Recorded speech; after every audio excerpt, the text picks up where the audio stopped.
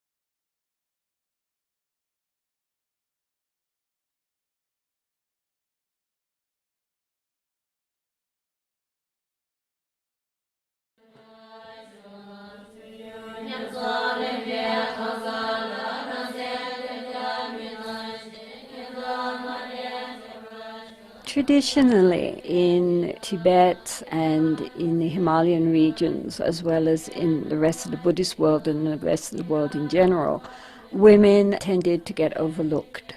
In the Tibetan tradition, although for a monk there were many facilities for study and for deeper practice, mostly nuns were never educated. And because they weren't educated, they therefore usually could not participate in more profound practices. And in addition, they had no voice. Of course, throughout Buddhist history, there have been very wonderful female practitioners who have accomplished everything that needs to be accomplished, but normally their story is not told. When the Tibetan refugees moved into India, one of their first priorities was to re-establish the monasteries which had been destroyed back in Tibet. However, it took many, many years before people began to recognize that nothing was being done for the women, for the nuns, and many nuns ordained, lived their lives and died basically in a state of great devotion but total ignorance as to the meaning and practice of the Dharma. The 8th Gampo Rinpoche Donji Nyima had asked me on a number of occasions to start a nunnery. In those days I had no money, I had no anything. I just said, oh yes, Rinpoche, and put it aside.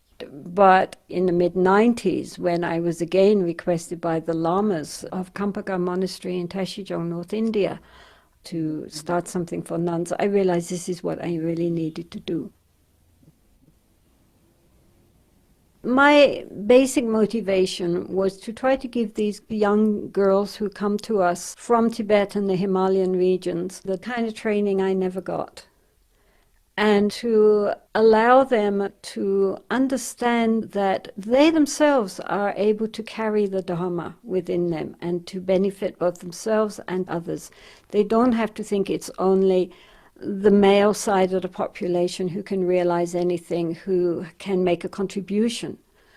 Just to encourage them to respect themselves and each other and recognize each other's very unique potential. Because, as I said, the female voice has not been heard up to now. And so we're hoping in the next generations to come that it will be heard and that it will be its own very special, unique voice, which will be of great benefit to many beings. First of all, we had to find girls who wanted to be nuns. That was the easiest part. We had to find suitable land, and we needed to find the funding to buy this suitable land and to support the nuns. I spent about 2 years altogether looking for land in our area. It needed to be the kind of land on which one could actually build, because this is a hilly area, so a lot of land is very mountainous. It needed to have water, be fairly accessible, and not too far from Kampagar in Tashijong, which is our mother monastery. It has to be said that the monks of the Kampagar monastery have been absolutely wonderful and totally supportive towards our nuns. They really look on the nuns as their Dharma sisters, and often a senior monk will come and say, what can I do to help the nunnery? Anything you want, please ask me. Monks from Kampagar have come every week to teach the nuns rituals and how to make tormas, how to play the various musical instruments, how to do the chanting.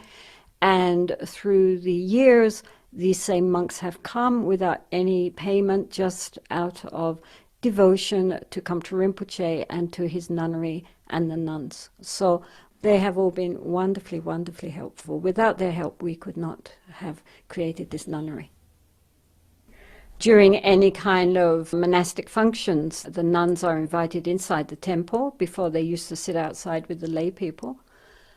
After a few years, Gampo Rinpoche one time phoned me and said the nuns should sit inside the temple, not outside the temple. So I told the nuns, Gampo Rinpoche says, you should come inside. And so they were very nervous, but they all sort of slunk in. And meantime, one of the monks was rolling up the carpet on which the monks sit.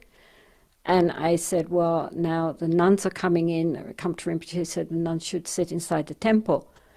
And he said, well, these carpets can only be sat on by monks. This is a Kampaka custom. And I said, but, you know, the nuns are here. They can't sit on the cold floor. And he said, well, I'm really sorry, but this is only for monks. This is Kampaka custom. So I said, okay, so now we're going to change the custom. From now on, these mats can be sat on by monks and nuns of Kampaka. So he thought, and he looked at another monk who shrugged, and then he unrolled the mats again. I said to the nuns, sit down quick. So since that time, they've always put out mats for the nuns to sit on. We looked at a lot of land, but it was very hard to find anything suitable. So then I went back again to look at the land which had first been offered to us by Tashijong itself, which in the beginning I had rejected because I felt it was too small. It was only about 7 acres. But when we went back to look at the land, it had everything, except it was a little smaller than we had wanted. So then we decided to purchase it. It's, of course, not at all a traditional design for a monastery or a nunnery. I just wanted to be somewhere which would be enhancing for the nuns, nourishing and beautiful. Many nunneries which I had visited in the early days looked more like women's prisons than like a nunnery, very depressing and very minimal. And so I felt it would be more nourishing for the nuns to have an environment which was aesthetically pleasing. The architects did a very good job of designing these dormitories, which are really very striking, actually. It's circular on 2 stories. The nuns share rooms, 2 or 3 to a room. I wanted that there should be grass and flowers and an inside open courtyards so that the nuns could be out in the open, at the same time being very private. Also, I felt it would be nice to maybe have more rounded feeling rather than always endless squares and rectangles. Both in our temple and in the study center shrine room, we have tried to emphasize various female Buddhas and Bodhisattvas, because I think so often you go into a temple, even in a nunnery, and one is surrounded only by male images. And I think it's very enhancing for the nuns to be surrounded by divine female forms, as well as a few male forms, of course. Dongye Gyatso belongs to the Drukpa Kagyu lineage, which was started in the 12th century by Sangpa Gyare, and is particularly prevalent not only in eastern Tibet in Nongchen, but also in the Himalayan border regions, especially Bhutan, Ladakh, Lahul, and Kinur. So many of our nuns come from this region, and we're the only Drukpa Kagyu nunnery which offers also an educational program.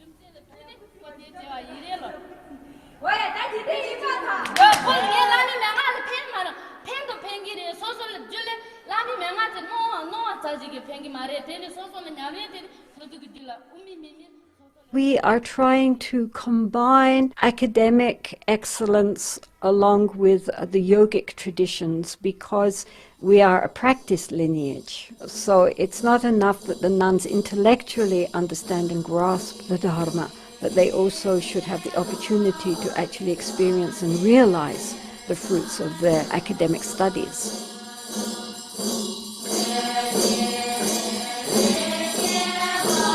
So therefore, although most of the year is dedicated to a study program, they still have everyday opportunities for quiet sitting.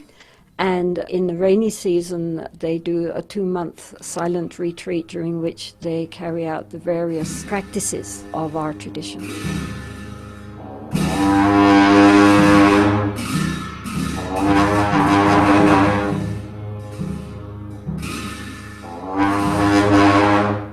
After 6 years, the nuns are given the option to carry on with their studies or else to go in for a 3-year retreat. We are hoping also that in the future, some of these girls, as more and more enter into retreat, some of them can be trained up to become yoginis or tokdenma. My name is Tenzin. I'm from Kinnaur, which is in Himalayas, in India. I'm a Buddhist nun in the Tijal Nunnery. In the future, there is lots of options. Some nuns study, then some nuns living in retreat, and some is getting degrees, and some is helping the peoples. So there is lots of options to do. My aim is in the future living in retreat and get some spiritual knowledge. But of course, these girls cannot live their life of purity and dedication unless they receive some kind of help, some kind of support. Because however dedicated they may be, nonetheless, they need to eat. Sometimes they get sick, they need medical help. And in general, although their aspiration towards the Dharma is very sincere, nonetheless, they have physical bodies which need to be taken care of. In the future, we have to think, how are these nuns going to keep going? How can they continue with their studies and their practices and carry on without being dragged down into a lot of financial worries? Because where will they get enough support? And for this reason, we felt it made sense to try to raise an endowment fund, a corpus of money which could be invested. So they will have enough money to cover food and medical expenses and maintenance for the buildings and so forth, so they can carry on.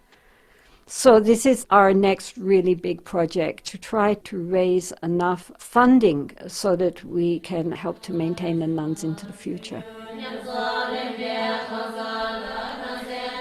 Donju Getseling basically has been built on donations from people all over the world, both East and West.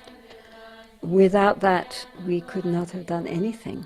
So we're deeply grateful to really thousands of people around the world, most of whom have never been here, many of whom I've never even met, and yet from the depths of their goodness in their hearts, they have come forward to help and support these young girls who without their help would not have the possibility to go forward in the Dharma life.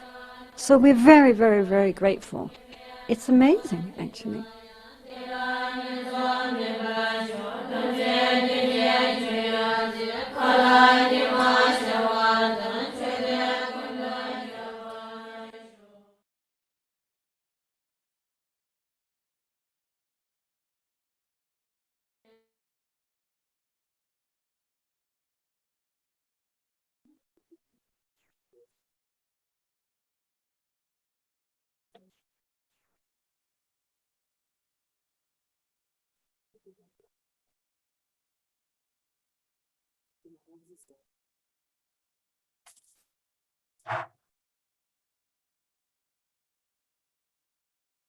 So, good morning to everyone. We will have more inspired reference of what is being done in Donggyo Gatsuling.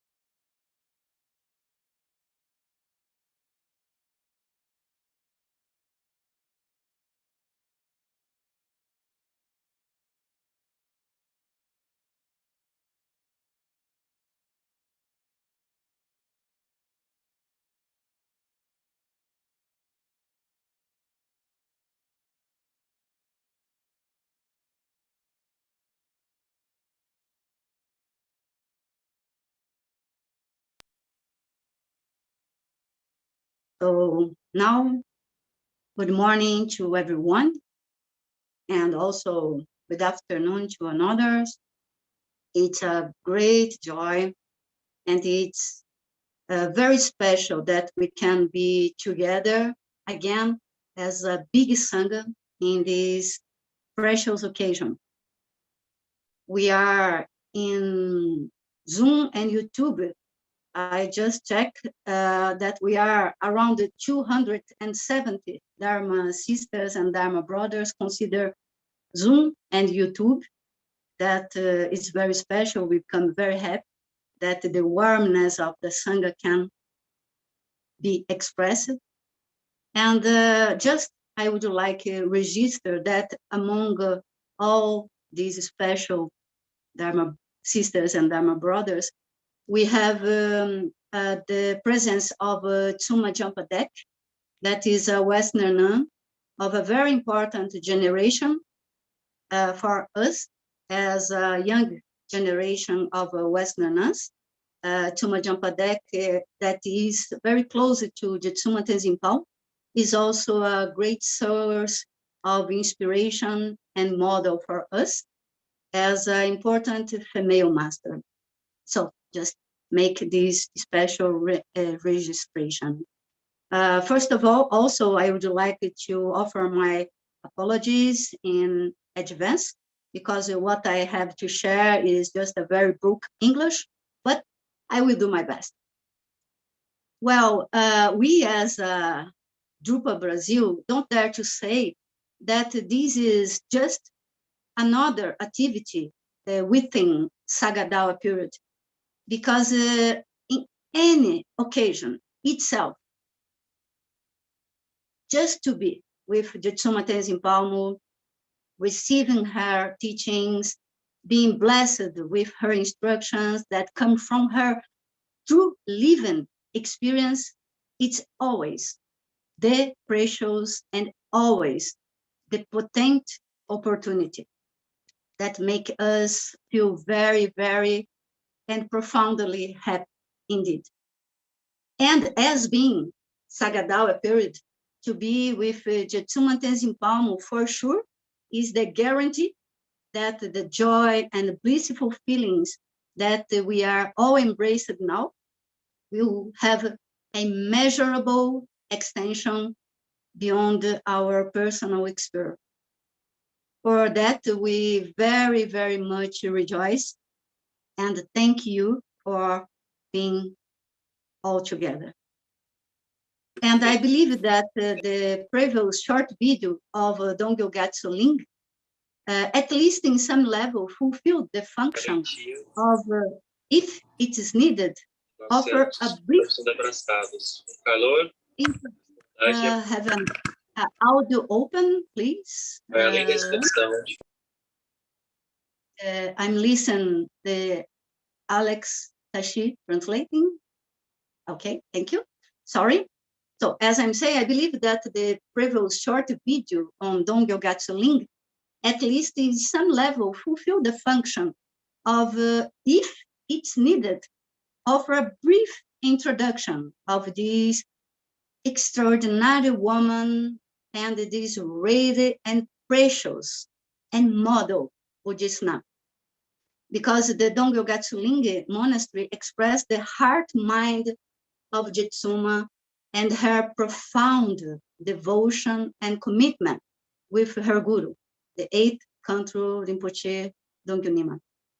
And we all have this incredible and good fortune to have a genuine, heartfelt connection with Jetsunma. That includes the merit that we have her innumerable retreats that are streamed in the internet, her nectar-like books that are guidelines for our practice of listen, contemplate, and meditating on Buddha Dharma, both in our daily lives or even, if you wish, aspire to go through them in retreat mode. So now I don't want to waste our precious time to receive the teachings of Jetsunma Tenzin Palmo by this session of a question and answer. Thus, I'm not going to just offer on behalf of all of us to Jetsunma Tenzin Palmo our respectful and most sincere welcome, but I formally bow down to Jetsunma and paying homage to her. And I ask him, thank you, Jetsunma Tenzin Palmo, for being so kind, so compassionate, and so generous, not just toward us, but being available in so many online activities that are being translated in a variety of languages. So that's amazing. So welcome, Jetsunma Tenzin Palmo, and thank you so much for bestow your presence amidst us. And we, from the bottom of our heart, we aspire that you and all the Tsumas, the venerable nuns from Dongyo Gatsulinga, you all are well and in safe conditions. So welcome, Jetsuma Tenzin Palmo.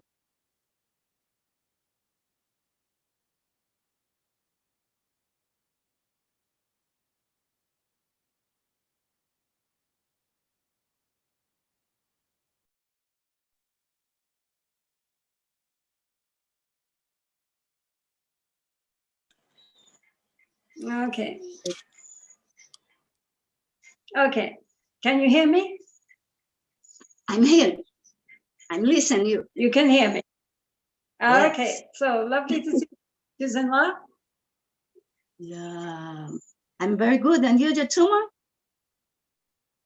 We're fine. We're good. Very good, very good. Jetsuma, we receive a lot of questions and some have the same subject.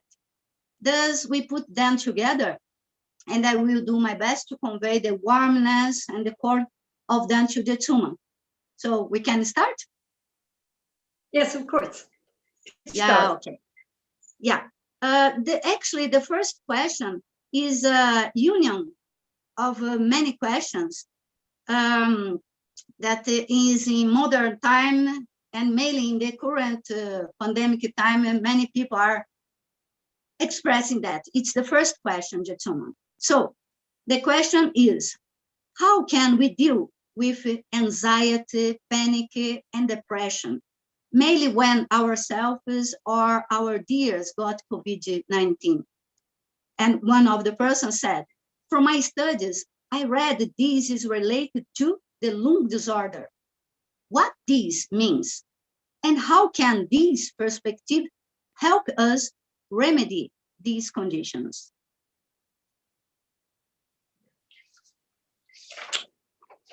Yeah, well, of course. I mean, this is a question which at this time is being asked all around the world, you know, as levels of anxiety and concern and grief and worry and so forth rise on account of the COVID pandemic, especially, as well as economic problems, political problems. The world has many, many problems. As to the question of lung, this is an energy condition in Tibetan medicine. Lung equals the Sanskrit prana. And so when our energy balance is disturbed, then we get all sorts of stresses and depressions and sometimes physical sickness also, mental sickness, physical sickness. And so there is a lung medicine. If you go to a doctor, he'll say, yes, you're suffering from lung, and he will give you medicine. But actually, lung is very difficult to cure. And I have known people with lung problems practically all their lives. I mean, it's not an easy sickness to overcome because there's an internal energy imbalance. So usually they say relax, and they also say you should eat strong food. That usually means beer and lots of meat. in fact. So if you're not into drinking beer and eating lots of meat, then you're in trouble. So anyway, the problem is that on the dharmic level, all these mental and emotional conditions are very difficult to overcome. They're not impossible, but it's difficult. It's not going to happen just like that. That you do some practice and then immediately you feel okay again. It's not going to happen like that. But first we have to relax, and allow these feelings to come up. And when they come up, when our feeling of despair, depression, anxiety, worries, stress, when they come up, to accept them, not to resist them, because normally our attitude is that we don't like feeling worried, we don't like feeling stressed, we want to overcome it. So there's a resistance to these feelings. So therefore, the first is just to relax and to allow these feelings to come up and to accept them. Then we should try to look on them with kindness and compassion. All these feelings that we have that we don't like, that we don't want. Just like you would look on a small child who is stressed out and having kind of, tantrums. You don't hate the child. You don't want to throw the child out. You just want to hold it and say, it's okay, love. Don't worry. It's all right now. Don't be at ease. So like that, if we can, relax and embrace these feelings, then slowly listen to these feelings and hear what they have to tell us. If we have sufficient insight and are able to observe the mind, then perhaps we will be able also to recognize their inherently empty nature. That, of course, is the best cure. But for most people, that's not possible. But what is possible is to send all these feelings are loving kindness and compassion. This we all can do. And rather than resist, we open ourselves and we can allow these things to happen. But we shouldn't expect that they're going to disappear overnight, because it takes time. It takes time to really resolve these inner conflicts and allow them to dissolve gently of their own. So we give ourselves loving kindness. Always the Buddha said we start by giving loving kindness and compassion to ourselves. To ourselves, all our worries, all our troubles, all our depressions. Make friends. It's very important to not add aversion to the problem which we already have, but to open it and accept it and make friends with it, So in the meantime, don't get caught up in the past, all our past memories and, worries and frustrations. Try not to be too anxious about the future. Just try to, as much as possible, to go step by step in what is happening right now. How is it? And to be open and accepting. This is really a very, very difficult problem, because everybody nowadays is suffering from this anxiety. And as I said there, I don't think there's any quick cure. But slowly, if we relax, accept, and give good feelings, try to be present with what's happening and try to keep an open, spacious mind as much as possible, right? So that also to recognize samsara. This is samsara. Samsara is not a joyride. Samsara, by its very nature, has problems. We can't always hope that it's going to go the way we want it to go. And this is not a pure land. This is samsara. And so, we, through dealing with the problems, through dealing with our challenges, through dealing with all these qualities of the mind which we don't want, gradually we will grow and we will get more strong and we will be able to face whatever is coming towards us. But as I say, it takes dedication, it takes practice. And slowly, slowly, we can resolve these feelings within us. But it will take time, and it will take dedication to do that. So sorry, I don't have a quick fix cure for this. If there was one, I would be a billionaire. I could sell it online. But, slowly, slowly, allowing these feelings to come up, facing them with friendliness, listening to how they feel, and giving them lots of compassion. Slowly, slowly, they will evolve into an inner certainty that we can face whatever comes with our own strength and taking Dharma as our refuge. Thanks so much, Jetsunma. Thank you. So, a hard one, Yeah. But it's a job that we need to do if you want to traverse the path, no? We have to do it, and no one can do it for us. That's the point. Each one can only do it for themselves. Exactly. Thanks so much. I will follow the sequence, Jetsunma. The next question is, what are the benefits that come from long-term isolated meditation, such as in retreat context? Well, the point with being in a long-term retreat is that provided you understand the practice and any problems which might come up, how to deal with them, then it allows one to merge with the practice and to go deeper into the nature of our consciousness, because there are not the external distractions. There might be internal distractions, but that's part of the practice.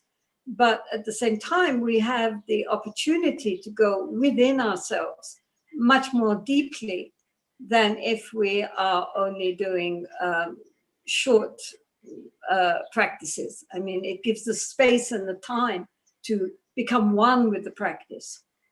So that's the idea, that you become the practice.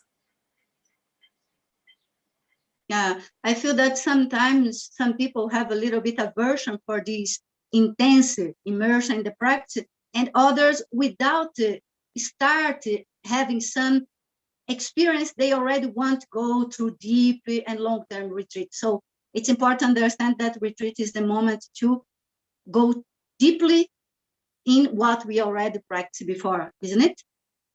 Well, exactly that. When people say that they want to do long-term retreats, I always say start with short-term retreats and start with guided retreats. For example, nowadays, many week-long, month-long retreats are being offered with very good instruction and guidance, so that when things come up, the normal things which come up in retreats, you'll have someone who helps you and guides you, and otherwise it's a waste of time. If one goes into a retreat and one doesn't know what's happening, then one just spends all one's time full of doubts and not knowing how to deal with the mind skillfully. That one should not learn how to do first before undertaking anything longer. And we are very fortunate because nowadays there is so much on offer. Even online there is, I don't know in Portuguese, but yes. in English, there certainly is a lot out there. And we can all cover the basics of, how to practice properly before going off by oneself to do more intensive retreats. Yeah, it's true. Thank you, Jetsunma. Yeah. So another question. What is the difference between non-attachment and the shallow relationships that we currently see and live? And how to deal with rejection experiences? Well, of course, non-attachment does not mean indifference, right? And it doesn't mean a shallow relationship at all. Non-attachment means to love, to genuinely love and care, but without grasping, and without clinging to the other in the hopes that they will bring us happiness.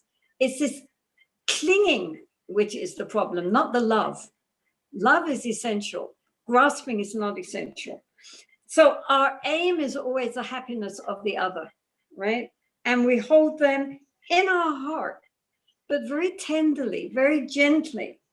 And we allow them the space, right? We are not really clinging. We allow them the space instead of suffocating them in our neediness. I need you to make me happy. Therefore, you have to be what I want you to be. That is not love. That is attachment, right? So if we care deeply and have responsibility towards others, but at the same time, we have this very open heart towards them, which allows them to be who they are rather than who we would like them to be, right? So then we come together and we part. That's life, right? So if someone chooses to leave us sooner than we would like, then we have to accept it, right? And let go as best we can, wishing them to be well and happy. If the pain is caused by our clinging mind, right? The ego wants to hold on to what it likes, what it gives it pleasure. So it grasps. And so we are practicing to try to do the best we can, and not blame ourselves when we fail. I mean, all these ideas are the prescription for, someone who is like a high-level bodhisattva. And we are just people. We are just humans. So if someone leaves us or rejects us and we feel bad about it, then we shouldn't beat ourselves up because we feel bad about it. But we should try to say, well, this happened. I didn't want it to happen, but it has happened. Now, how can I try to take this onto the path? And, do the best we can with who we are, right? Yes, it hurts. Ouch. Well, we can admit it hurts. Ouch. But we don't have to cling to that, right? We can say, this is how it feels to hurt. Now, how can I move on from this feeling and use it in a way which is of benefit to myself and to others, including wishing the one that rejected us that genuinely from our heart, they should be happy. And, this is what we have to work with. This is why it's called practice, right? Practice means that we have to do something which we don't do very well again and again and again and again until it becomes natural.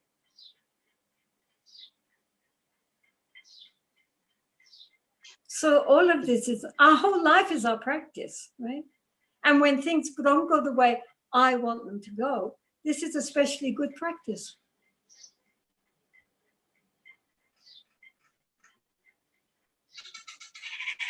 Isn't it? Right.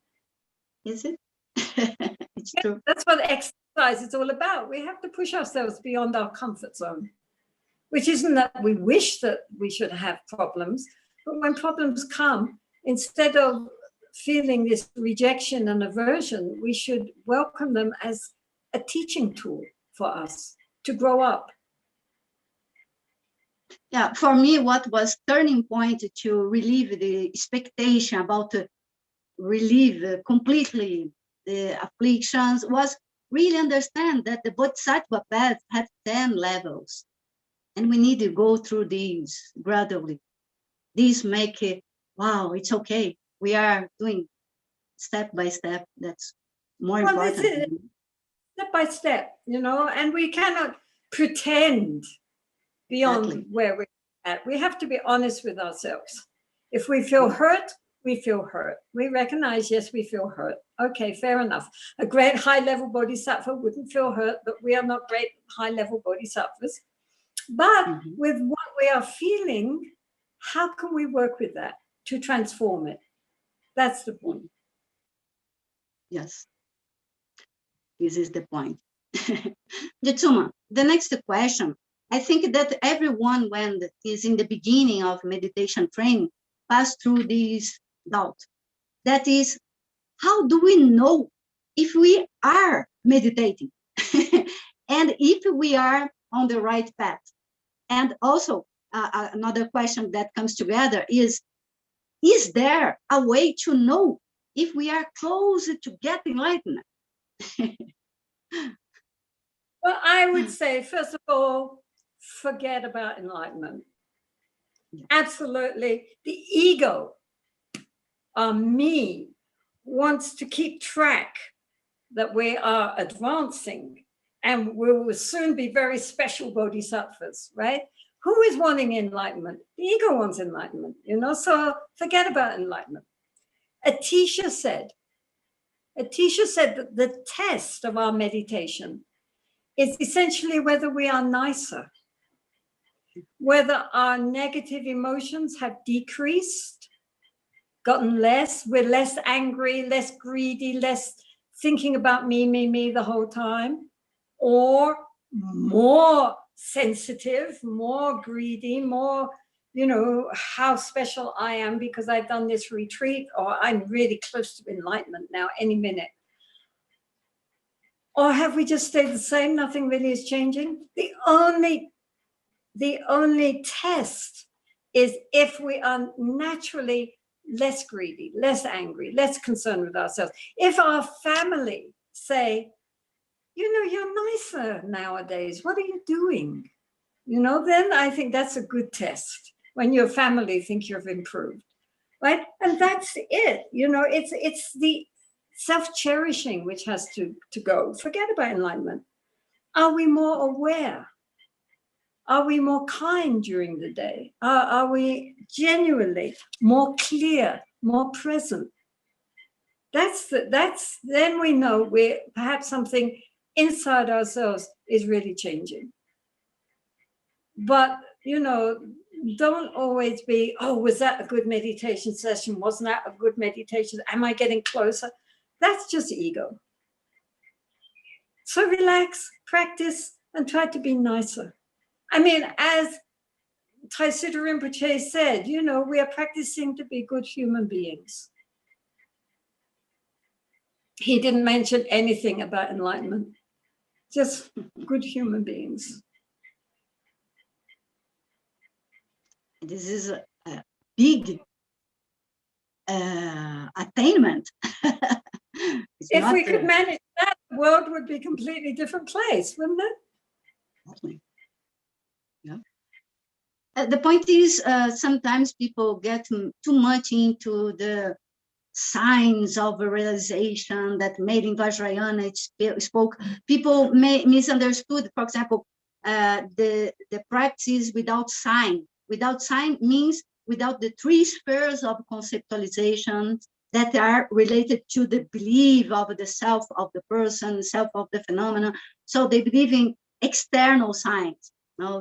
Yeah, it's very sensitive area because sometimes people don't go through listen, contemplate, and meditate, and they just grasp the words and try, I want to get the signs. Yeah. I mean, one good thing is that it's always understood that even if you do get signs, even you get visions or you get bliss or you get clarity or all sorts of things can happen, it's still what in Tibetan Buddhism is called nyam, right? Experience. It's not realization. And so whatever brilliant signs and exciting phenomena happen, you tell the Lama and he goes, oh yeah, nyam. And that's that. So whatever happens, good things or frightening things or whatever comes, just recognize, just experiences, recognize it, let it go. And it's, it's not important. What is important is a genuine realization of the nature of the mind. And that is very, very simple. No bright lights. It's the difference between nyam and tok.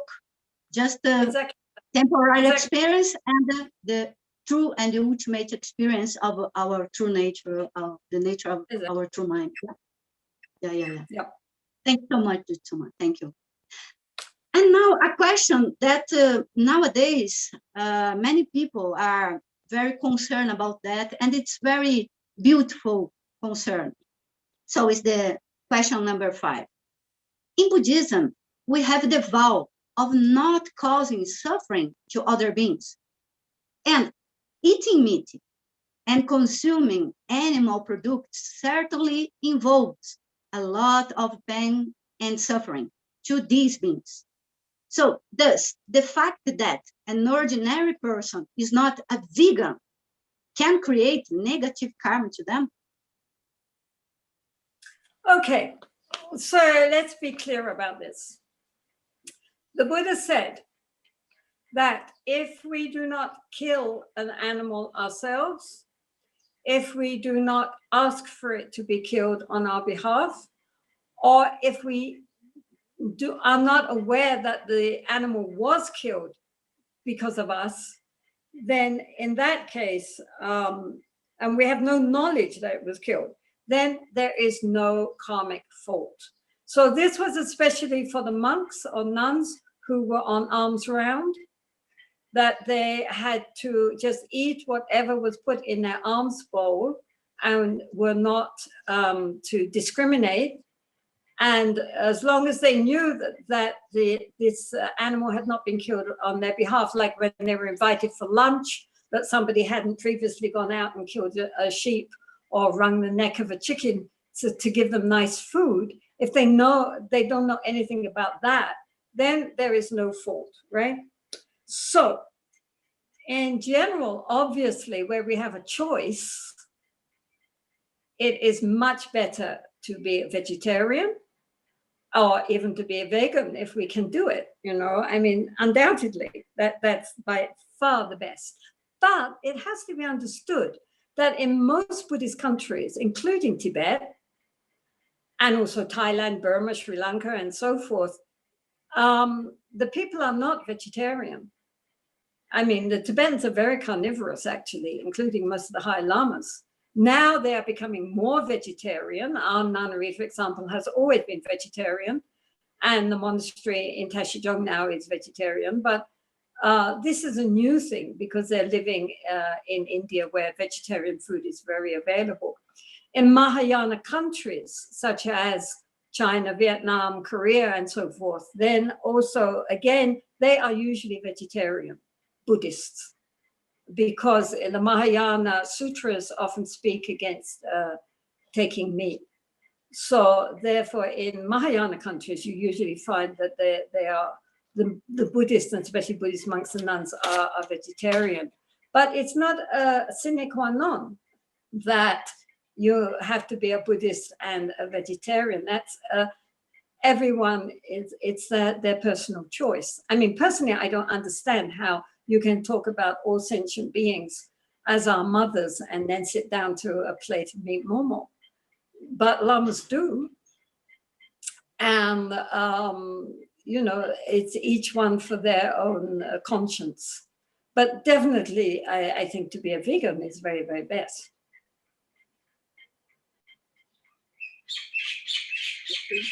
We hope that along the gradual path, we will arrive to them. Jetsunma, there is a very important question, and it's a very sensitive issues related to disciple-guru relationship. And the question is very straightforward. That is, what to do when we don't trust a teacher? Okay, well, first of all, we have to ask ourselves what it is we don't trust. I mean, is it because there's this little red light inside us saying beware? Or just that, there's something about them that we don't feel that they are people of integrity. What they are saying is not what they're doing.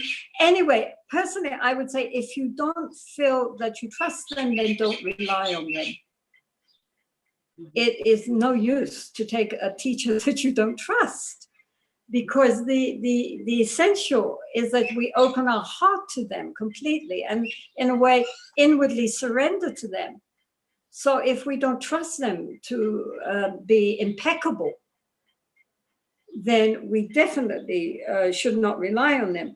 I mean, one can receive teachings in accordance with the Dharma, but one should not receive any empowerments, right? And you don't need to get too close and too familiar, and not to make any samaya with that teacher. If you don't trust them, then avoid them. It's true. And it's, of course, very difficult to know. It's very, very difficult to know, because people say, well, you know, look at his lineage, look at da-da-da, but some of the highest people with lineages are not trustworthy nowadays. It's very, very difficult. There's no, I don't know what to say. I mean, there's no red lights flashing actually to say danger, keep off. And then you look at the disciples, and, you know, again, they will always ratify the teacher. And so it's very difficult. I think the best thing to do is, provided you feel trust. If you don't feel trust, then leave. But if you do feel trust, then stick around for some time and don't commit too soon. And see, does this Lama really look like what he's saying on, well, how he is on the throne is how he is behind the scenes. This is not easy to know because we are not behind the scenes, but you know, what feeling do you get from them is the best you can manage, really.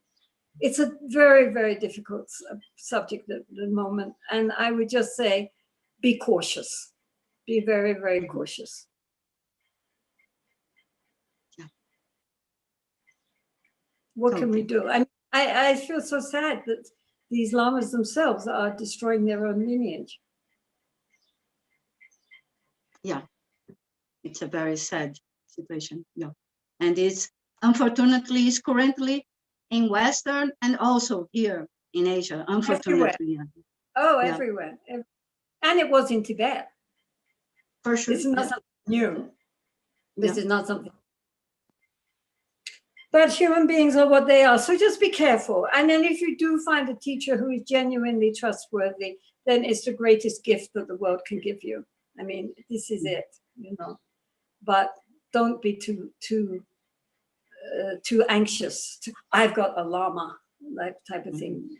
You know, even the texts, like, you know, test them out first. Don't be too quick. People become scared because we must test it 12 years, the master, and they must test us 12. Wow, it's too many years. 12 years is a bit much, but I mean, 1 or 2 years you can certainly give to looking into the situation and looking and seeing, is this really what I want? You know, is this person, looking in their eyes, is this really someone worthy of trust? Because, I mean, the majority of lamas are perfectly trustworthy. The majority of lamas are quite wise, are compassionate, are learned and qualified. It's not that everybody is like that. But, you know, like the rotten apple in a barrel of apples, it taints them all if we're not careful. And that's why those apples, rotten apples, have to be removed. Are not allowed to just stay there because they contaminate everything. What to do? And you know that there are different kinds of masters. There are the Kalyana Mitra, that is the spiritual friend. There are others with different functions. And there are those that are the level of root guru. But people sometimes just get the first contact and they want, oh, I met the root guru. We need to be conscious about that and take care of exactly. Yeah, exactly. And so I say, even if you have someone that you're a little bit suspicious of, it's all right to take teachings from them, you know, I mean, but not to develop a more, you know, heart-to-heart connection or empowerment, things like that, which can create problems. Okay. Thank you, Jetsunma. What to do? Yeah, just be careful. Just be careful. Yeah, it's true. Jetsunma, I have a very important question that many people from many families have this worry. The question is, when a family is heavily struck by diseases such as Alzheimer's and cancer, is this a family karma? And is there anything we can do to prevent this for future generations? Okay, so first of all, there is no such thing in Buddhism as family karma. The Buddha said we are all the heirs to our own karma, right? So each one has their own individual karma. So, but our individual karma might cause us to be born in certain families. For example, if we have a tendency because of our individual karma to develop something like Alzheimer's or cancer, it might attract us towards being into a family in which that comes in their genes, right? So in that way, it looks like it's a family karma, but actually it's an individual collection of individual karmas coming together. So, so therefore we can only purify our own karma. We cannot purify the karma of future generations. It's if people are attracted towards that family because of various karmic situations, then that's how they will be. We are not responsible for future generations. Do you understand what I'm saying? Yes. Yeah, for sure. Mm. It's because I would say, for my personal experience, sometimes we feel we have this longing for control to really be able to change, but we need offer the open of the karmic links from ourselves, and believe that these will also offer the release of these links to those connected to us by karma and aspirations. But we don't have this control. No, control is the core of samsara. Yeah, we cannot do it. I mean, nobody can alter the karma of someone else. Do we each? I mean, if the Buddhists could do that, they would. exactly. But they cannot, because each one of us, as I say, is the heir or the owner of our own karma. That's it. Yes, it's true. The question 8, 9, 10, I think I will leave them to the end. We can put them together. I will pass through the question 11, Jetsunma. That is a very good question. So, do all sentient beings go through the bardo of death, even animals and insects? And I think that here the key point actually is, if after the bardo of death, all sentient beings, even animals, even insects and animals, go through the bardo of Dharmata, bardo, Choni bardo. Yeah, so I think the question is about these. Yeah.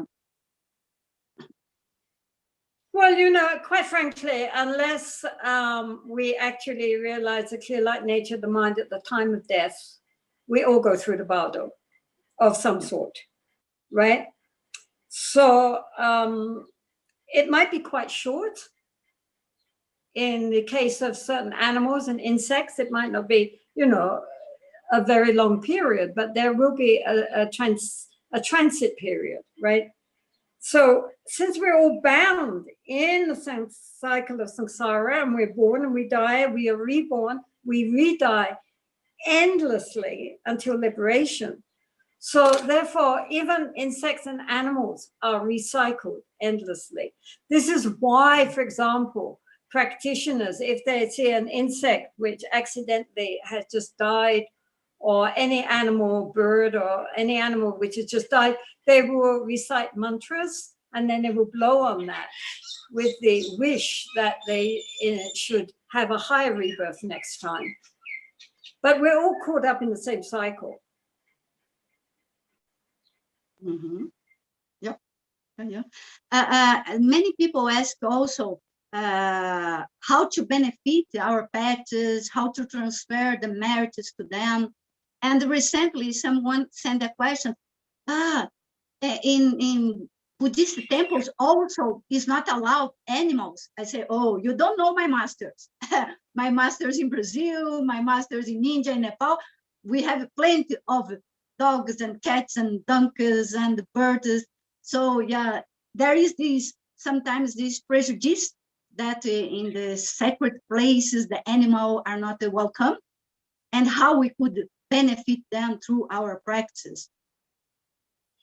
Well, certainly if people bring in their pets, like for an empowerment, then when the lamas go around bonking everybody on the head, they will certainly bonk the head of the animal too. And any precious substance which you have, they will give it to the animal too. Because there is the recognition that if it had the good karma to be brought into the empowerment, then it needs also to receive the empowerment. And so they would definitely, I had never known any time when they ignored the animal. If the animal was there, it was meant to be there, and they would give it the same consideration that they will for the human beings there. For sure. Yeah.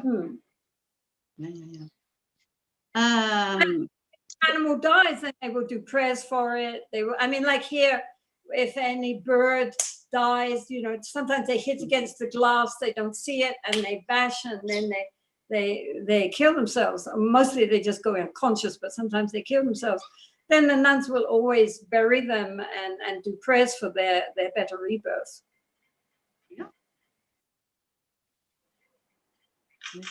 Yeah, actually, this is something that for children it's very instinctive. They get the small bird and do a ceremonial for them and do prayers. I have this memory to do San Francisco prayer to the birds that pass away. And yeah, this is something natural.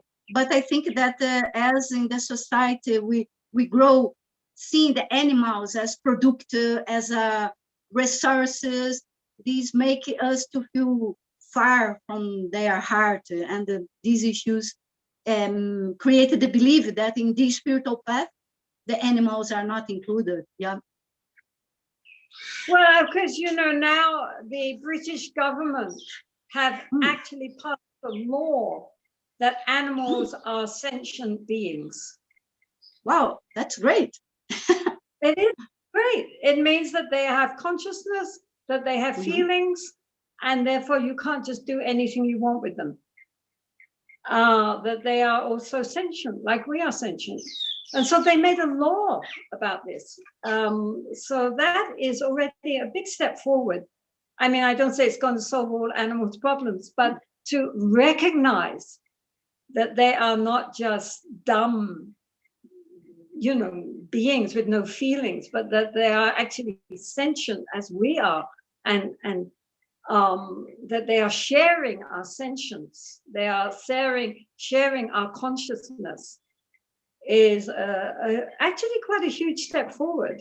I mean, even though, you know, I mean, it seems ridiculous because, of course, animals are sentient, but nonetheless, to have it actually recognized legally is a good thing for animals.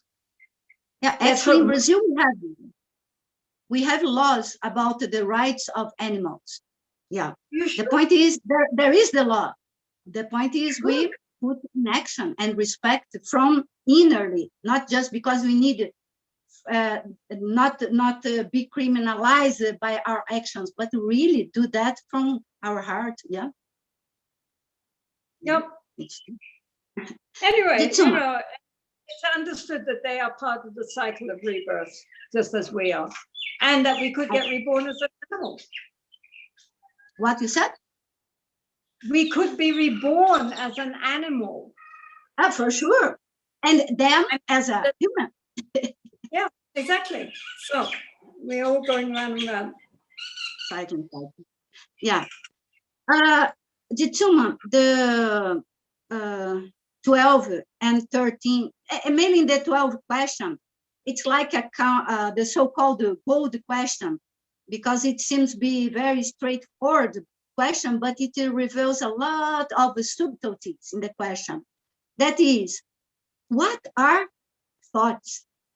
And how to deal with them? I mean, that would take, you know, I mean, it's a ridiculous question, really. The whole of the Buddhist path is how to deal with our, right? I mean, what can I say? So I would say to that person, read more, download more talks. I mean, the whole of the Buddhist path is about thought. And so what do? So first you calm the thoughts. I mean, our whole problem is we identify with our thoughts. This is our big problem. So anyway, first you calm the thoughts through shamatha meditation, you know, through calm abiding, looking at doing breath meditations or whatever. This shamatha, the important thing with shamatha is not that it just calms the mind, but it develops our ability to observe, to be more mindful, to be more aware.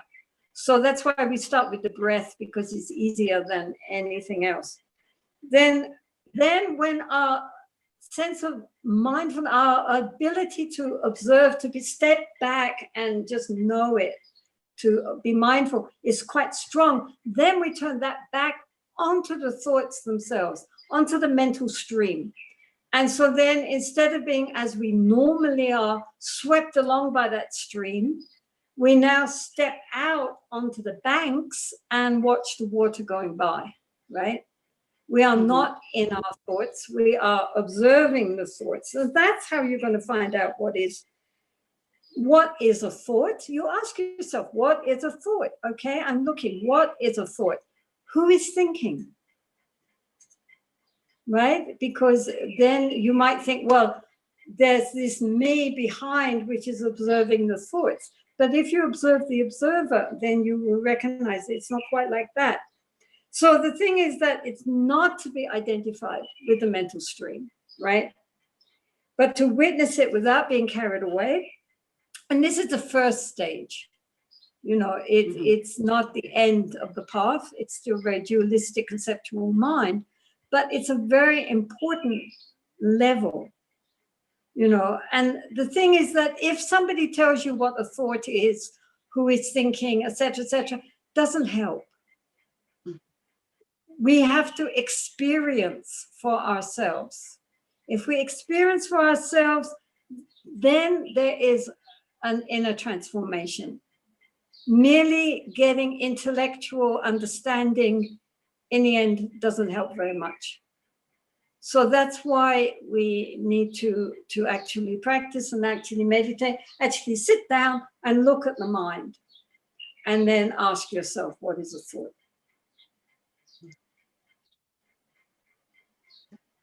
Because the whole point is to understand what's going on inside. We swim in an ocean of thought, but like a fish, we don't know what is water. Who doesn't know what is water? We don't know what is our thinking. And we believe our thoughts. This is our big problem. If I think it, it must be true because I think it. And once we recognize that our thoughts are just mental impulses just flowing by, not me, not mine, then something fundamentally changes within. But merely hearing that doesn't really help. So they have to find that answer for themselves. What is a thought? Okay? And who is thinking? The next question have some connection with that. That is there any drawback or contraindication to meditation? Well, you know, providing that the one is mentally healthy and well balanced and one doesn't push too hard, then there shouldn't be any problems.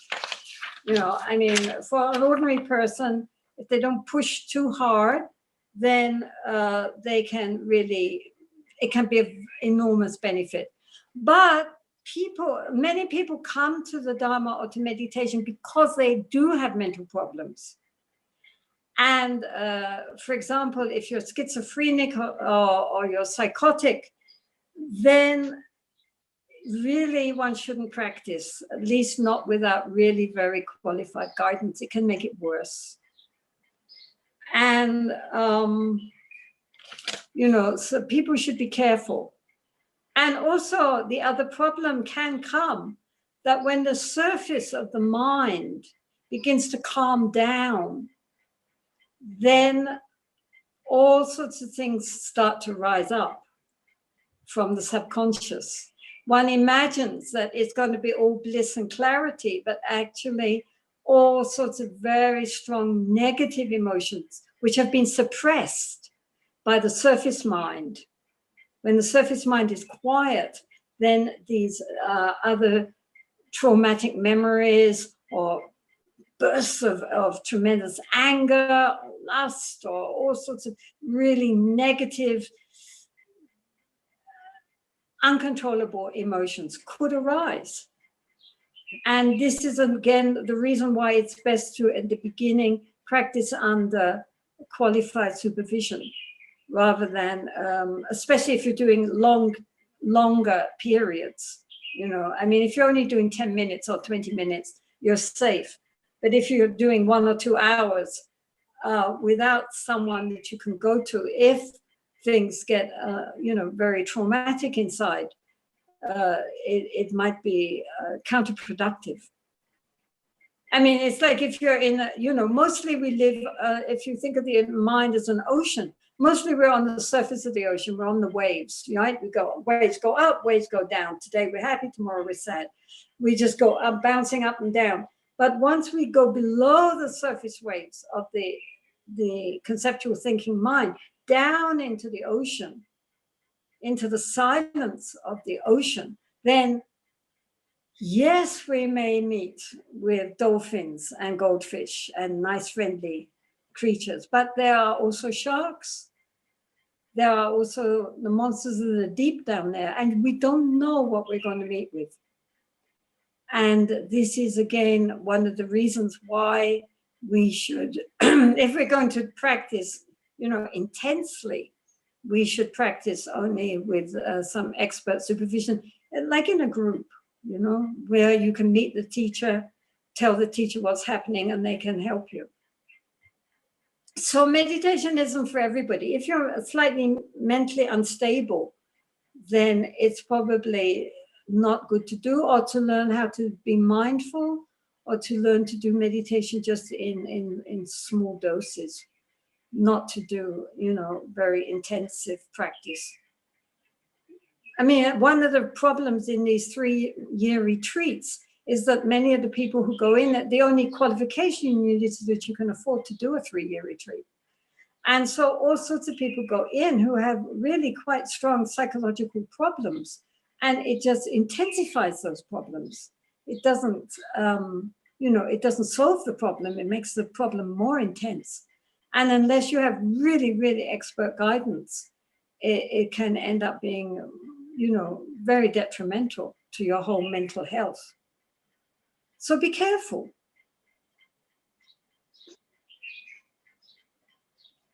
I think this is one of the reasons why Mingyur Rinpoche, etc., these kind of lamas nowadays are saying 10 minutes, you know, 5 minutes, 20 minutes, just short, you know, rather than saying, yes, you have to sit for 2 hours, because 10 minutes, nothing, you know, it can help us to develop awareness, but it's not going to seriously, you know, bring up a lot of hidden stuff. Mm-hmm. Mm-hmm. It's true. Mm. Yeah. Now, Jetsunma, we return to the question 8, 9, and 10. Several people made them, all of them, and these are very recurrent questions. So the question is how to integrate practice and everyday life. Well, I think this is essential. I mean, without that, we're never going to get anywhere. So first of all, we should have some formal practice in order to be able to develop the ability to become mindfully aware. The crux of it is to be conscious, to be present, not to be caught up in the past, not to be caught up too much in the future, but to be as conscious and present and aware as we can be during the day for what we're doing. And at the same time, to have a loving heart, because it just sometimes people do very mindful, but it makes them kind of remote, you know? So it's very important to also open up our heart, recognizing that every single being that we meet wants happiness in their best. They want to feel okay. They don't want to suffer, just as we would rather feel okay and not suffer. So every single being that we meet, everybody we meet, wish them well, wish them to be well and happy.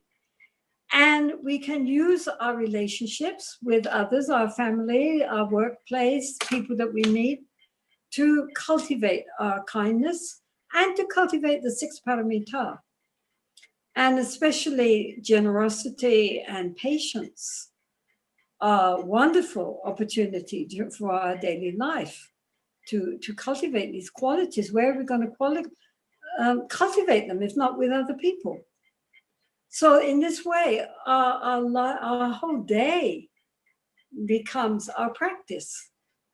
You know, that we are, when we are alone, we are very mindful. When we are with others, then we are very kindful, right? We are kind and we are mindful both. And in this way, our whole life, if people are difficult, then we practice lojong, we practice mind training of taking difficulties on the path. If people are nice, then that's very easy. It's very easy to be nice to nice people. And in every way, everything, every encounter becomes an opportunity for practice. It's easy if we just remember that our daily life is our practice. This is it.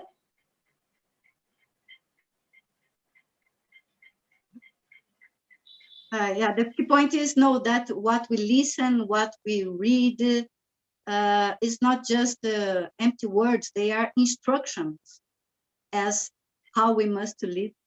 Yeah, Absolutely, absolutely, and it's so clear. Yep. And I think one of the important things is to remember that the Buddha, for example, you know, we're not just told to be kind and loving. There are techniques for learning how to be kind and loving, including bringing that into our own heart and forgiving ourselves and making friends with ourselves.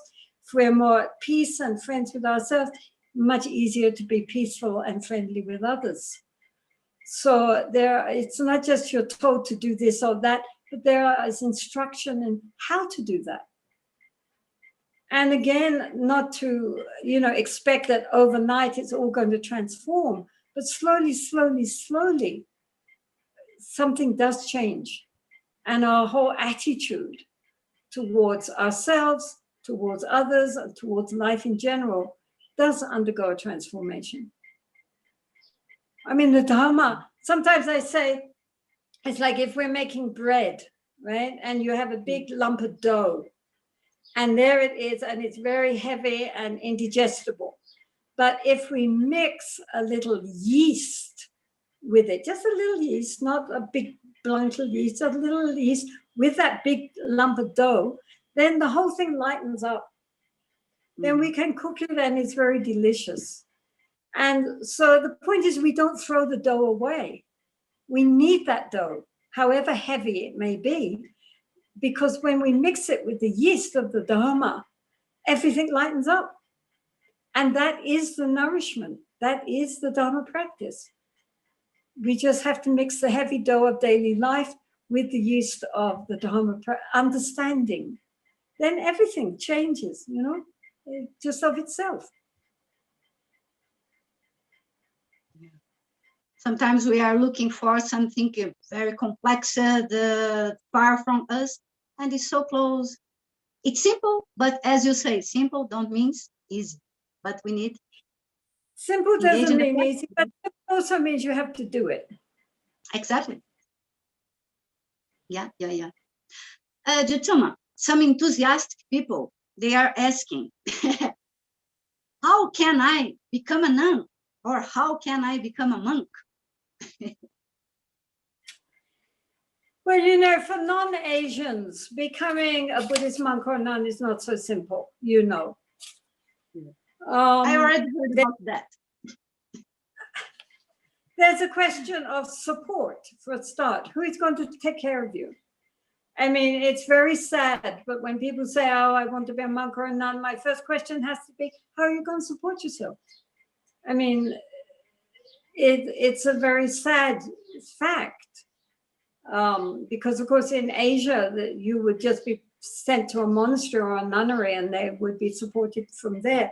But that's not true. And now, also, how are you going to get training? You know, it's in Western countries, there are very few monasteries for Western monks and nuns to stay. And in Asia, it's very difficult to integrate with the culture in a monastery or a nunnery. You know, as a Westerner, you are always alien. You know, it's very difficult to really fit in. So I would say, well, if you really are serious about this, then, you know, take like the first 5 precepts, try to live that kind of life, see how you're getting on with it. And if it works out and it seems like this is really what you want to do, then you can go forward and take further vows. But I mean, you know very well, you can go to any Lama and say, oh, Rinpoche, I want to be a nun. And he says, oh, very good, good karma. Yes, get robes and tomorrow come along and I'll ordain you. And so you go along and you take all these vows in a language you don't know anyway. And the Lama puts a cut around your neck, says, very good, ciao. That's it. So now here you are in robes which you probably hardly know how to wear, and representing Buddha Dhamma Sangha. And now what? You know, I mean, there's no teaching, there's no training, there's nowhere to stay, there's no one who's going to support you. What you going to do next? I mean, and we will realize that just shaving your head and put on a robe doesn't change anything inside. You're the same old person. You might have a new name, but the same old me is there.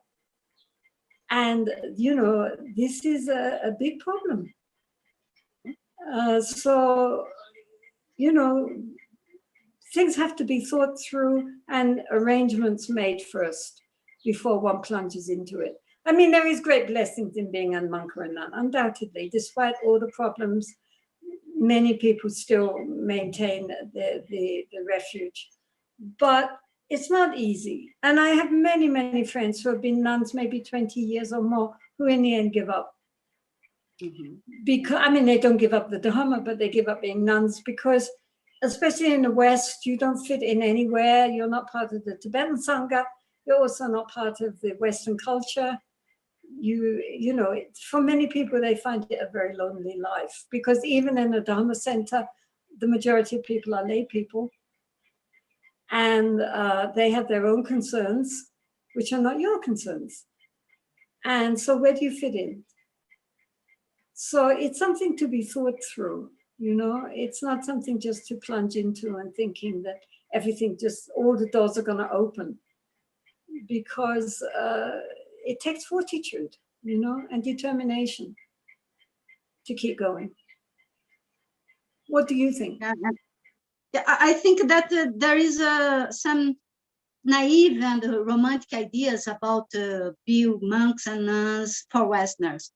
The point is, people I want to become a good practitioner, so I want to become a nun or monk, or I want to start to be a Buddhist.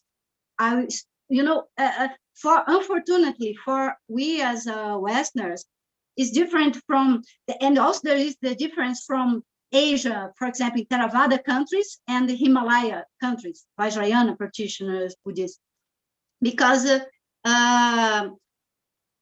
we will not go taking the Himalaya tradition. We will not go as a traditional way.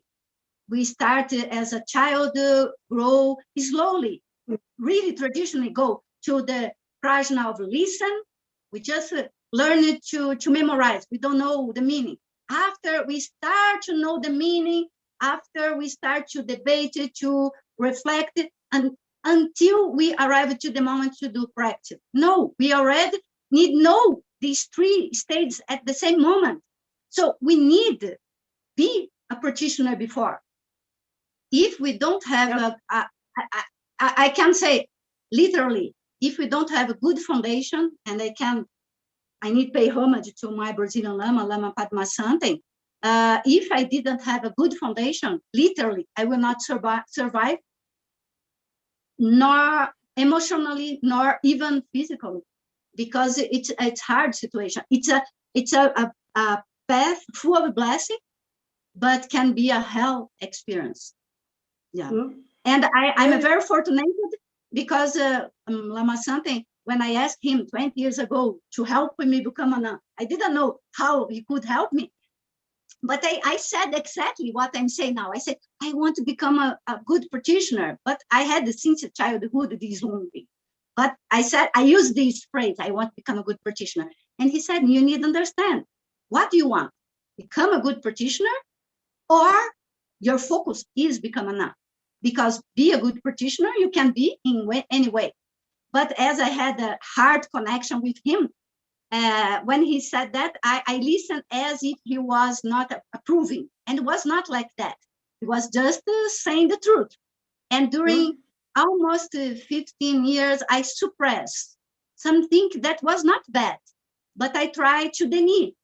And that is something very good, become toxic. But during this time, I was receiving a genuine Dharma. I was being trained. If I didn't become a good practitioner, it was my fault, not fault of the source.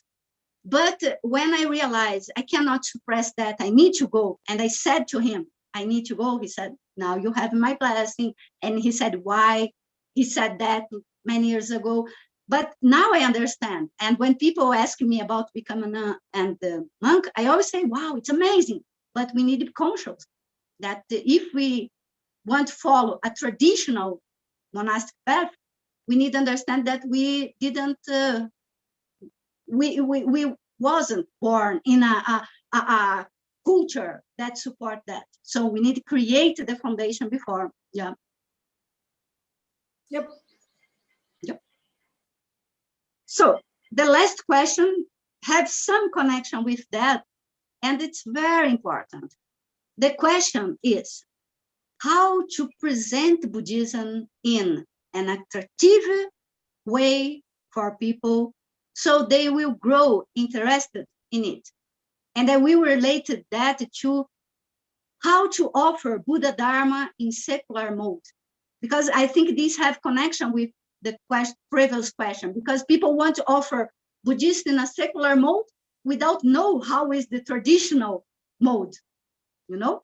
So, but the original question is how to present Buddhism in an attractive mode for people so they can grow interested in that. Okay, so I think the point is that, you know, what do people have in common? Well, they want to be happy, right?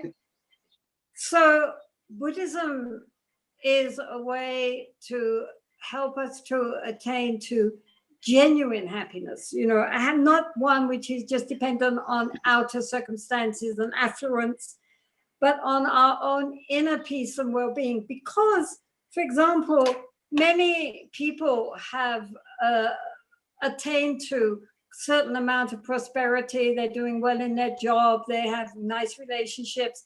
Outwardly, everything is very nice. They have a nice house, car, whatever. And yet they still feel inwardly dissatisfied. They know that getting more and more of the same is not going to bring them happiness. So Buddhism says, right, well, there is another kind of happiness. This is an inner joy, which arises not dependent on pleasure, not dependent on acquisitions, that there's something else within us, which all of us can find. And we have a very good methods for finding it. And that is the point with the Buddha Dharma, I think, is that we don't just say, yes, you should have all this, but it has techniques for helping us to become more calm, more mindful, more compassionate. And these are qualities which society itself is in need of, not just the individual. The reason why now in China, for example, the present government in China is supporting Buddhism is because they see that their society has degenerated, has become very greedy, very uncompassionate, very everyone for themselves. And it's a very, very selfish society. It's very ironic that communism makes people more selfish. But they recognize that Buddhism talks about kindness, generosity, compassion, peacefulness, all the things which society needs. And therefore the government itself is promoting Buddhism. So these are qualities which society needs as well as the individual. And it also, the other good thing in the Buddha Dharma is that it invites questions. It invites investigation. In Singapore, which has a very largely Christian community, the propaganda for Buddhism is, here is somewhere where you can ask questions and you can have doubts and you can investigate. You are invited to question and find out for yourself. And so people also appreciate that. It doesn't mean that we have to believe. It's that each one has to experience and find out for themselves. So in this way, I think young people and people in the modern world are attracted to the Dharma in that it's very ethical.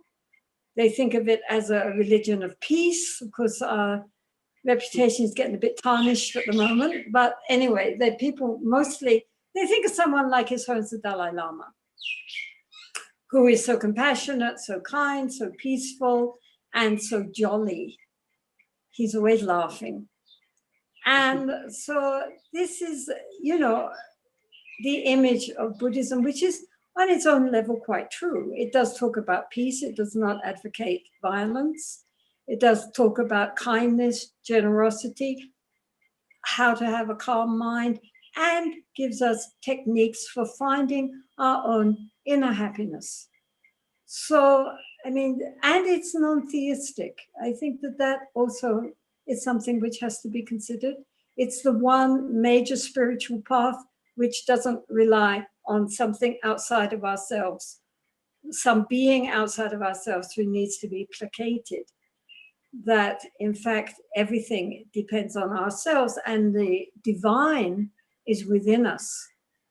It's not something outside pulling the strings or judging us, that we ourselves are judged by our own actions.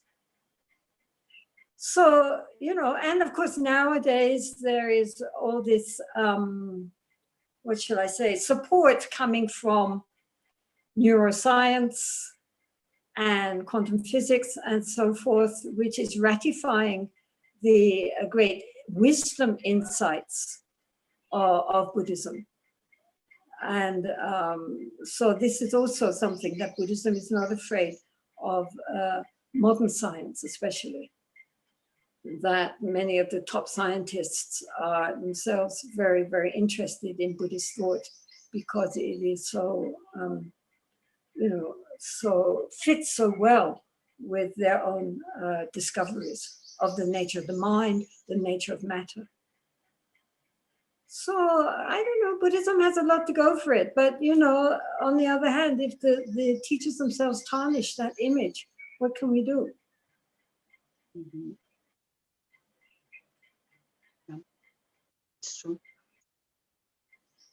So, there are plenty of fields of knowledge and the social areas that we can create interfaces.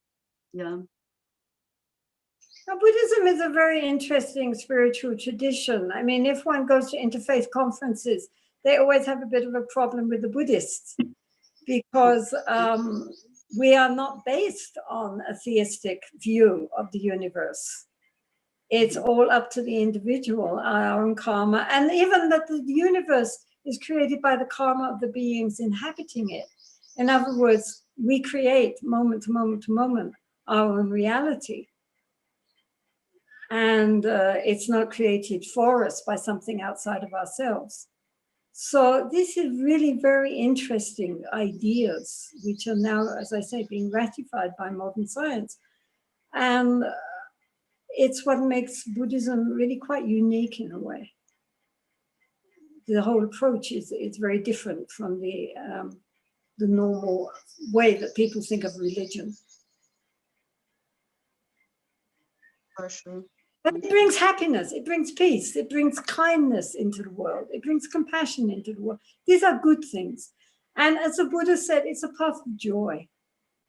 Mm-hmm. He said, even if it was a path of suffering, it would be worth it for the goal. But it's not a path of suffering, the Buddha said. It's a path of joy. So how much more should we be willing to completely dedicate ourselves to the practice? So what more can you ask for? Yeah, it's true. Well, Jetsunma, we fulfilled our task. We went through all the questions. It's amazing. Jetsunma, do you have some aspect that you would like to approach, that you think that must be considered in the questions that were not?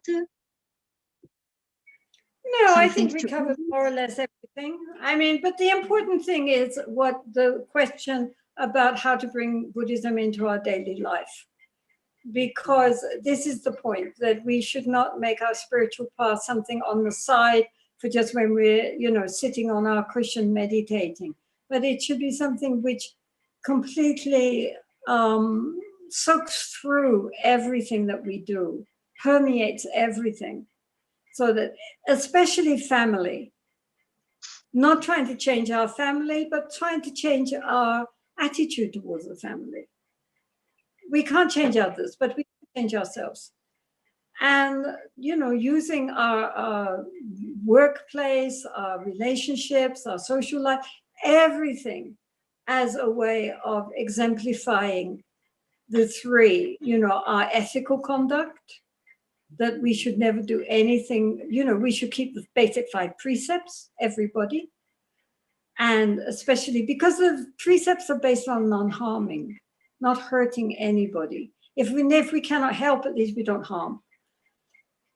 And using our ability to be present, to be mindful, to be aware, and through that arising, seeing things more clearly, so arising wisdom.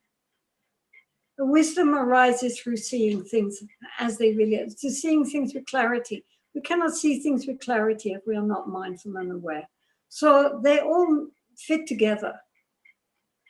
And to keep the heart open, recognizing that however deluded we may be, in our heart of heart, we want to be okay. We want to feel well. All beings, not just human beings. And in that way, will keep us quite busy, right? To develop the heart, develop our ability to be conscious, to be aware, to be kind, to take difficulties onto the path, and to basically grow up and stop acting like spoiled little children, but to become, as the Buddha always said, we have to become adult. He always talked about ordinary people as childish. And we have to grow up. So that's all we need to do, moment to moment. With joy, and relax, not tense and gotta keep going, I mean, with an open, spacious mind. And a sense of humor. I always say humor should be the 7th parameter, because people tend to take themselves too seriously. We have to laugh. Yeah. Oh, Jetsunma, thank you so much. Thanks so much for being so honest in your answers, so heartfelt and compassionate to us. May we be able to honor these instructions and apply them in our life, and understand that the true practice comes from apply the Dharma in our daily life, in our simple situations. Yeah. That's it, isn't it? If our daily life is the Dharma is our daily life, then what more? You know, of itself, naturally, things will transform. Yeah. We don't need much teaching, really. You know, the basic principles are so obvious if you just think about them. You know, how to be more kind, how to be aware. There is one thing that you said to me once this way, and the same thing I listened from His Holiness the Gyalwandrupa. The same thing I listened from Sokni Rinpoche, not directly to me, but to a close group of him. And after I knew that also Togden Amtrik said that. So I realized that this is a pit instruction from Drupa lineage. That is, keep a simple practice, a simple contemplations, but conscious and attentively to the smaller changes that these bring to your life. And this is the core instruction that you give to me, and I always share with others. And this is true. I cannot deny it. Yeah. Jetsunma, please, can you guide us in a dedication of merit, please? Well, you know, at this time, the world is in a very, very precarious state, as we know, everywhere. One of the things that is uniting the whole world right now is the very difficulties which we are all experiencing. So we should not just focus on the darkness, we should also focus on the light, on the goodness that is coming as a result of all the difficulties people are following. So may this merit, whatever we have gathered from being here, discussing the Dharma and how to utilize the Dharma in our life, may that be shared with all beings. Even a candle shines a long way in the darkness. And so all the goodness which all of you have in your ultimate motivation, may all that be brought together and shared with all the world at this time, because the world is desperately in need of positive thinking, of positive thoughts, of positive aspirations and compassion. And may that be, may that be, may that be. Thank you, Jetsunma. And I ask, please, that can be offered to us in the screen, the long life prayer to Jetsunma Tenzin Palmo. And we will traditionally recite it 3 times, once in Tibetan, once in English, and once in Portuguese. My goodness. Yes, we will do it.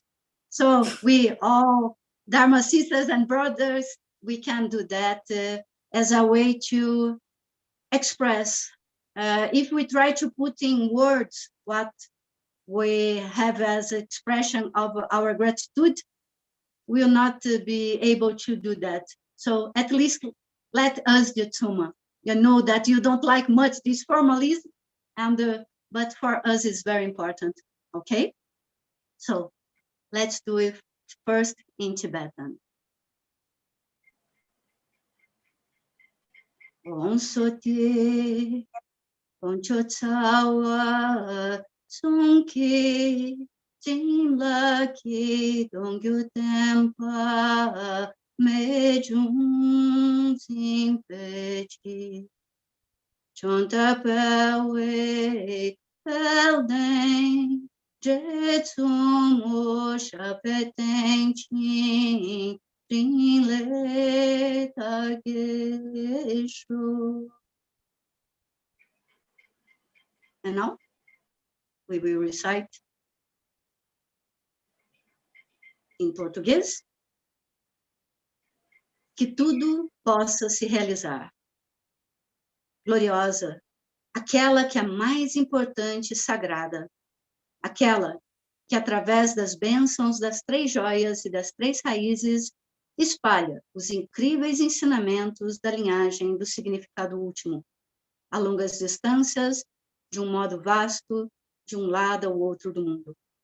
Possa você, Jetsunma Tenzin Palmo, ter uma longa vida e possam suas atividades iluminadas florescer e aumentar. And now, if we have in English.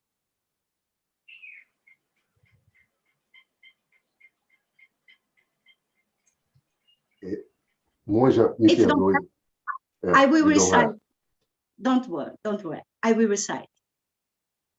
Glorious, foremost, and holy one, who through the blessings of the three jewels and the three roots spreads the amazing teachings of the meaning lineage far and wide across the world.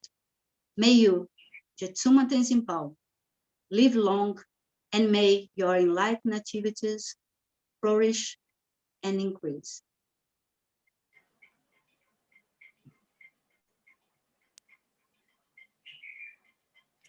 Thank you, my dear, and may it all be auspicious, and may you get your ticket back to Brazil with no more cancellations. Let's see. I'm hoping. I'm waiting. You. Patience. Yeah. So, Jetsuma, on behalf of all your students around all the world, we offer to you our heartfelt thanks so much.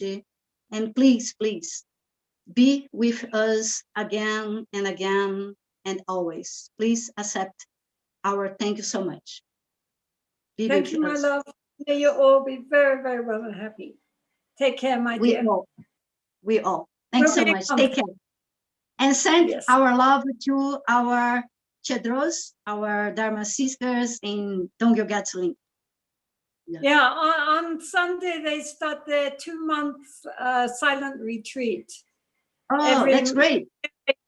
A silent retreat for 2 months, yes. So they're getting ready now. That's making preparation. Yes. Yeah.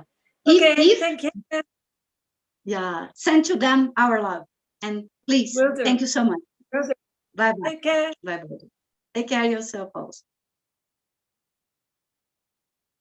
So, Dharma sisters and Dharma brothers, that's so good. Queridos, queridas, que bom, né, que a gente está junto. Né? So, thanks so much for all people that work to organize this activity. Wow, here we are in 100 something people. In YouTube, we have 200 something. So it was very special, very special. I'm very happy to see you all. I will not say your names because it's a lot of people, but I'm enjoying to see you. And I know that Jetsunma also do this. Oh, many people here. Very good, very good. Okay. Sylvia, do you have some information to give? Algum recado para ser dado, Silvinha?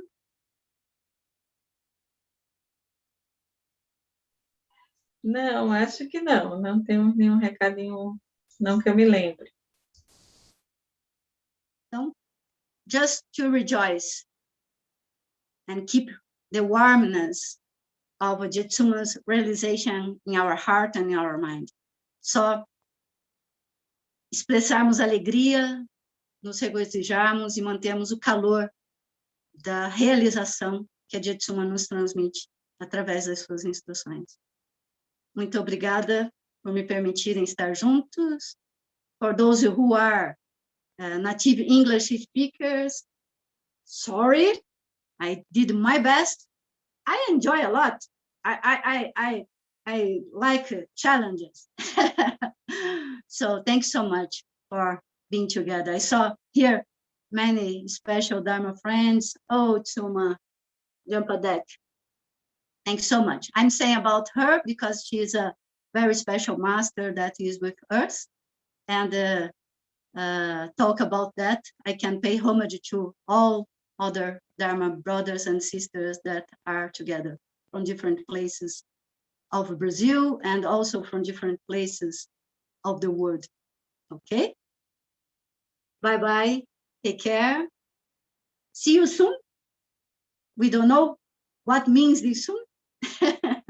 Okay, please, really, really take care of yourself. Bye-bye.